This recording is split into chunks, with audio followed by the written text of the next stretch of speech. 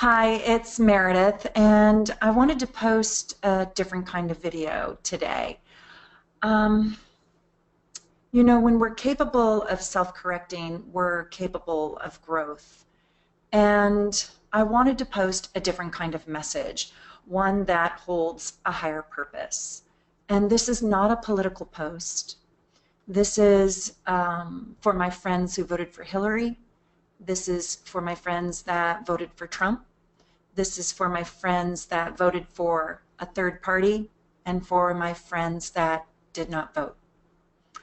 I've talked to so many people that are sorry about how they voted and how they're sorry that they didn't vote.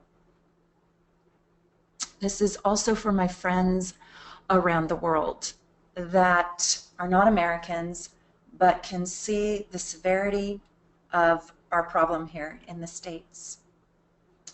And it will go global, I'm sure. So this is not a political post. This is a human post, focusing on our common humanity and our purpose in life. And because you're listening to this, I know that we have a common moral fabric that binds us together. And thank you for watching this. I hope you'll listen to it because it's not going to be too long, but I know that it takes time to plug into somebody. And so I'm grateful for you listening to my message. Mostly, I want to be a part of the solution. I don't want to be a part of the problem.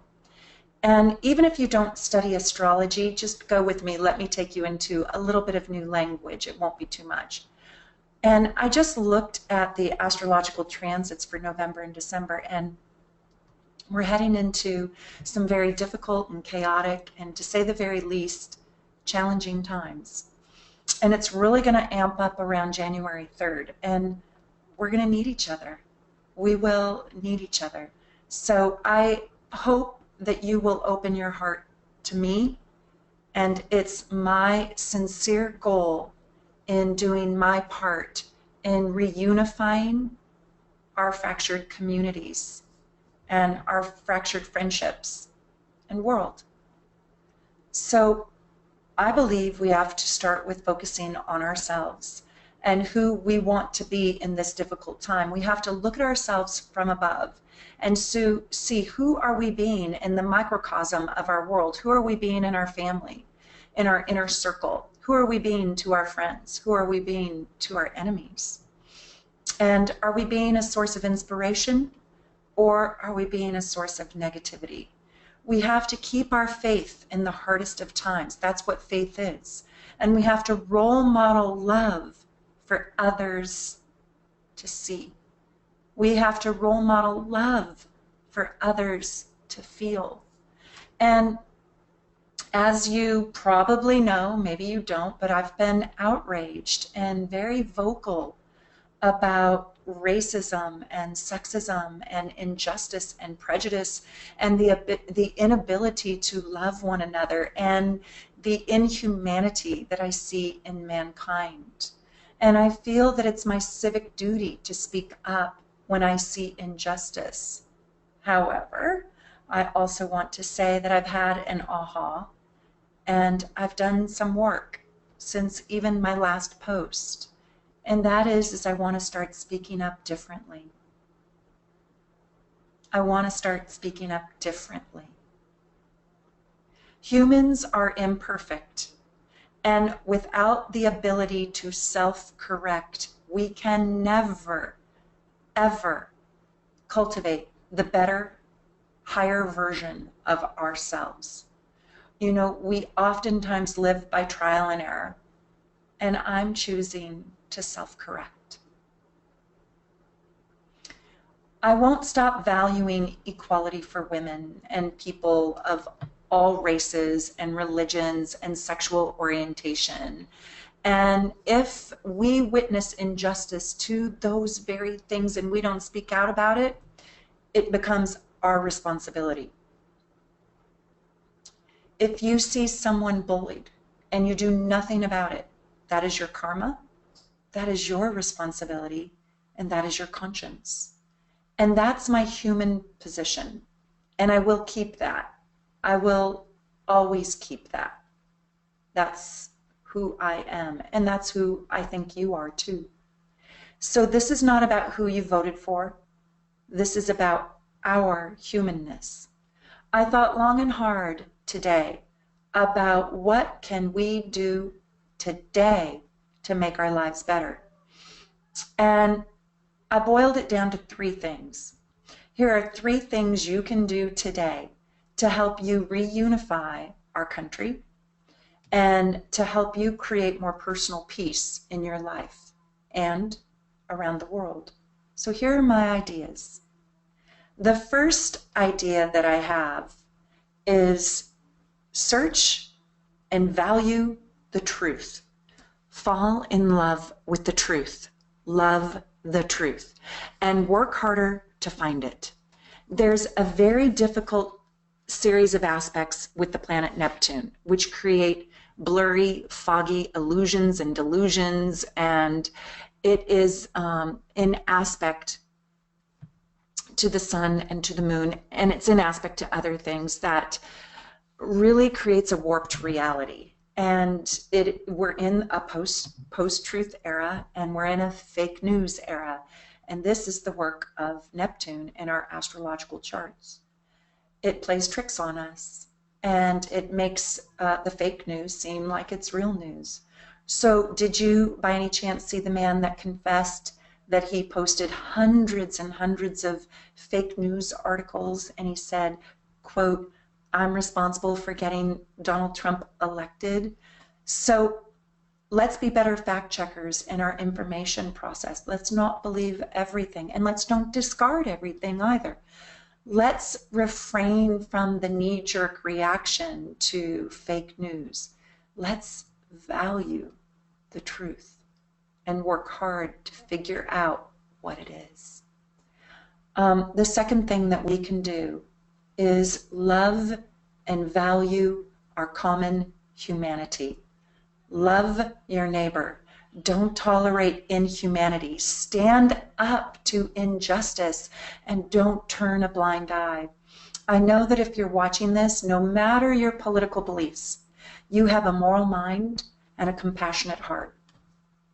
I know that you would not like it when you hear about the little girl who got her hijab pulled off her head, or the little black girl who's 7 years old who got pushed off her school bus because she was black, when this school bus was safe to ride all year long, and now it's not. I know you would not like that. Or when you see the swastikas being painted on playgrounds. Stand up proudly for injustice and reach out to those who are much more likely to suffer from injustice than you. You know, my white male friends, white men have a really special opportunity right now to stand up and to speak out and to become the compassionate hero, because you're getting a really bad rap. I don't know if you've noticed, but you are. You can have an enormous voice right now when you role model to other men and women what being a truly moral man means and looks like. So all of us can love our neighbor better today than you loved them yesterday.